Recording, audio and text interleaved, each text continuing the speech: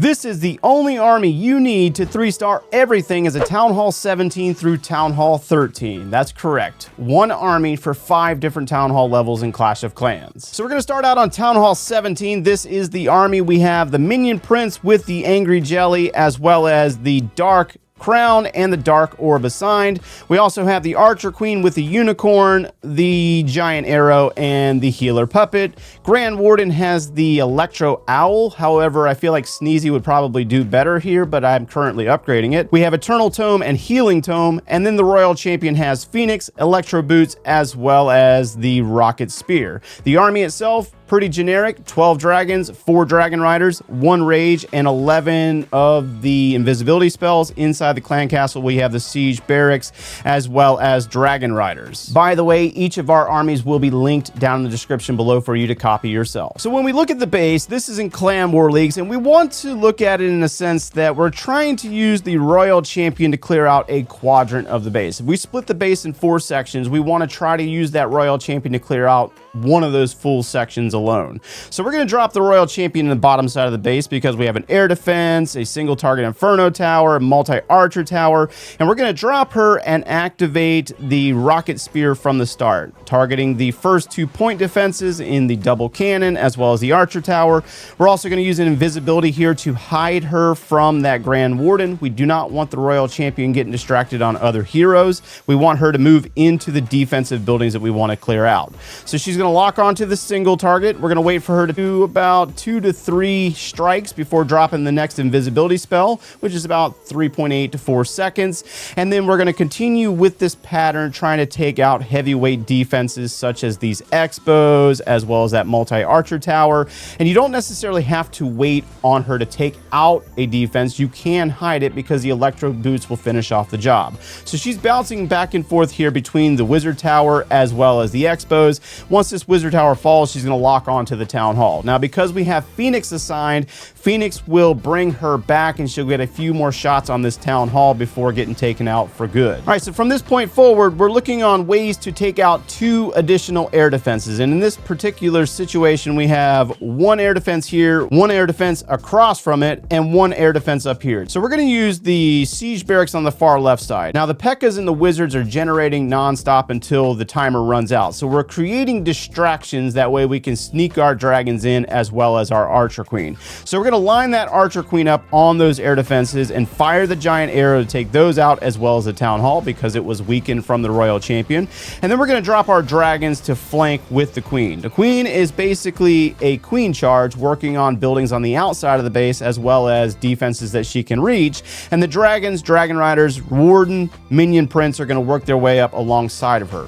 We got 1 additional dragon kind of set off to the side, picking off some trash buildings. That way they remain focused inside the base.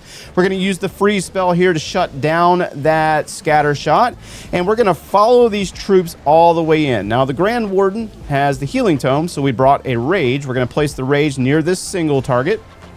And then we're going to activate the Minion Prince's ability to slow that defense down, and then activate the Grand Warden's ability to get their health back up as they transition through these defenses over into the Monolith. Now, you're going to notice there was a little bit of a split here. We got some dragons on the far right side of the base, but there wasn't a lot of heavyweight defenses down here to stop them. So they're going to navigate through the Archer Tower, the Scatter Shot, as the Dragon Riders up top with the Archer Queen and the P.E.K.K.A. work through these final hidden Teslas. And from this point forward, it's really just overpowering the rest of this base with all the dragons and dragon riders. The Town Hall 16 army composition is very similar to the Town Hall 17's, minus 1 dragon in the camp and 1 balloon in the clan castle. In this particular scenario, we have the Barbarian King assigned because of the Minion Prince's low ability levels. And this attack is won out in multiplayer battles, a fully maxed Town Hall 16, and we're going to start out in a very similar way with the Royal Champion locking on to the Ricochet Cannon. Honestly, we could have hit that one, but she's going to go ahead and move into the air defense, and then we're going to start dropping our invisibility spells. She's going to take out the Battle Builder Hut up into the Hidden Tesla. We're going to drop another one on the Mortar, and then she's going to work into the Wizard Tower, then the Air Sweeper, and basically we just have to be patient and really pay attention to the placement of these spells, because sometimes that Royal Champion will kind of go in a direction that you do not anticipate. And so you might need to kind of flex, and don't freak out. You'll get it down. You just got to practice with the army, but it comes naturally after a few attempts. She's locked onto this multi-inferno tower. She's working on the eagle artillery. We're down to our final 2 spells. She'll take out the eagle and then start working on the town hall, and we'll drop another one to hide her again. That way she works on clearing this town hall, if not damaging it really, really bad. Next is the Archer Queen's ability. We lined her up to do damage to this air defense and this air defense, but because of my low level giant arrow on this account, unfortunately we were not able to take them out, but it's really not going to be that big of a deal. So we're going to drop our siege barracks, then flanking in our dragons, Grand Warden, Dragon Riders, as well as our Barbarian King running with the Archer Queen. And since the King does have the Earthquake Boots as well as the Spiky Ball, we're going to do some damage to these buildings in this section and assist with our dragons moving into that monolith. We're going to freeze that monolith using the rage spell, and then we're going to get ready to use that Warden's ability to protect our Dragon Riders as they navigate down towards this single target Inferno Tower. You'll see that the split on the dragons happens yet again. Some are protected, some are not, but it's really not that big of a deal because the right side of this base is going to clear out really nicely. There's nothing over here minus a battle builder hut, which is already weakened, and then some trash buildings. We got a couple of dragons and Dragon Riders working on the left side of the base on an X-bow, ricochet cannon, and wizard tower and archer tower, but there's a ton of dragons left over, which are going to sweep through and finish off this base for the 3-star. The Town Hall 15's army composition will look just like the Town Hall 16 army minus the angry jelly. Instead, I used Diggy for the defensive stun effects. The concept for this army is exactly the same. We're looking to take out some air defenses, maybe clear out a scatter shot, X-bows, monolith if we can get in there as well. So activation of the rocket spear, Royal Champions working our way in. We're going to go ahead and hide through these point defenses because they're really not as dangerous as the stuff that's deeper in the base. Moving the Royal Champion up into the X-bow, then we got the scatter shot next, and I believe we're going to place it maybe a little too short there, but not that big of a deal. We're going to lock onto the scatter shot and then work our way up into the Eagle Artillery. Eagle Artillery is going to take 3 or 4 shots. We're going to hide this again. Maybe we could have done a little bit better here with the placement of the invisibilities, but it still works out either way. Taking out the Poison Spell Tower, which is going to protect our dragons later on. She's locked on to that Inferno Tower, and now she's going to take on the Town Hall. And I'm not sure if we take it down in this particular example or not, but we come rather close. It's really about the same as the previous attack. Town Hall's down, doing some damage to the monolith, and now we're going to work our Archer Queen in with the Siege Barracks. Siege Barracks placed to the far right side of the base. Queen dropped, taking on some buildings, activation of the giant arrow, taking out 2 air defenses, and now we're just going to flank in with our dragons, Grand Warden, Dragon Rider, and Minion Prince. The same as the previous 2 attacks. So we got the dragons as well as the Dragon Riders working their way through. We do have 1 rage spell. We placed it, and we're going to use that freeze, I believe, on this single target right here, as well as the scatter shot. So they're going to work their way down towards where the Archer Queen was at. She did get taken out. She didn't survive this attack. We're going to use that Warden's ability, and then we're going to place the freeze once the effects from the Warden wear off. Down goes the freeze. They're locked onto that single target, and then we're going to use the... I don't even actually remember if we needed the Minion Prince's ability here. I think we actually saved it. But the Dragon Riders are just kind of picking off these point defenses with ease. Diggy still going in there, stunning defenses, so you'll see how effective it is opposed to having the Angry Jelly.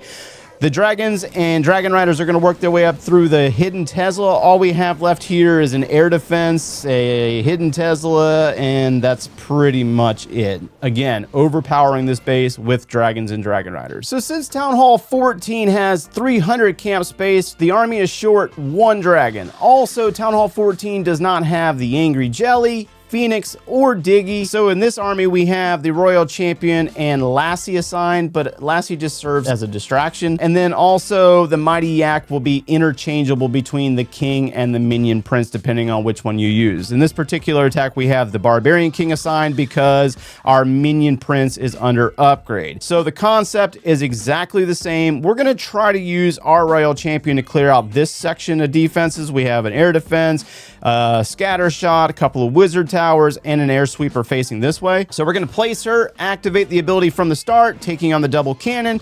You'll notice that she's working her way up into 2 different heroes in the king and the queen. Lassie gets taken out really fast. We're going to go ahead and hide those heroes and continue to hide this royal champion as she navigates through these defenses. It's just a matter of timing and trying to place the invisibility spells as best you can. Sometimes you might get a little slow, sometimes you might do it a little early. It's really just going to come with practice as you navigate with this army. The royal champion is going to take on an expo. We're actually going to hide it because it was under upgrade and get her locked on to the town hall. And we're going to continue to use these invisibilities until she clears this town hall off. And I believe she'll move into the multi-target Inferno Tower next. There she goes, locked onto the multi-target. She did activate the Town Hall's poison effects, and she'll also take out both of these air sweepers while doing some damage to the Eagle artillery. Now, let's see if we have any air defenses left over. We have one here and one here. We're going to use the Archer Queen's giant arrow ability to try to take out 2 of those. So we're going to place her, activate the ability, and we'll actually miss this one over here. It was just a bad placement on my part, but it's not so bad that you can not recover from it.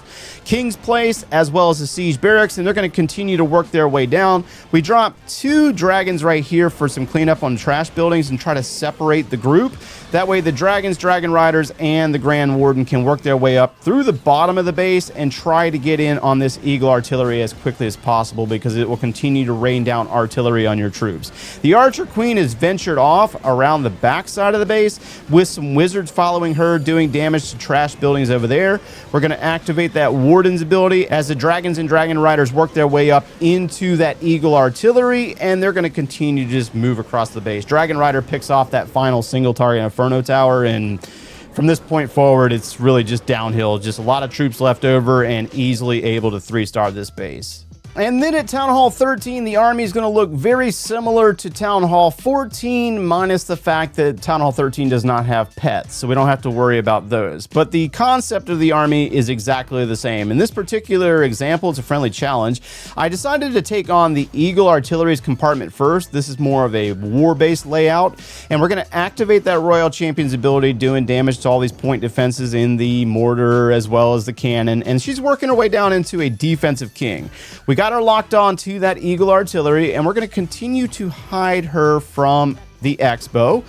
Then we're going to hide her from the expo again, taking on an air defense, working down into a wizard tower, hiding that wizard tower because it was already damaged, and getting her into the expo, hiding it, moving over into the archer tower, and then continue down this path through a wizard tower, as well as 2 hidden Teslas, another air defense, and that's going to leave 2 air defenses left on the base, as well as both of the air sweepers. We got one here and one right here, so we want to try to come in on the back side of those air sweepers.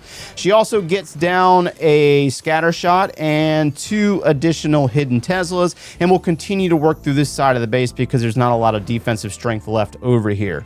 On the opposite side of the base, we're going to get ready to drop that Archer Queen as well as the Siege Barracks. You'll notice that the champion takes out multiple defenses over there. And then we're going to drop that queen, wait for her to angle towards these air defenses right there and there. We actually get one, not the other, just a bad shot on my part, but we do additional damage to the other side of the base.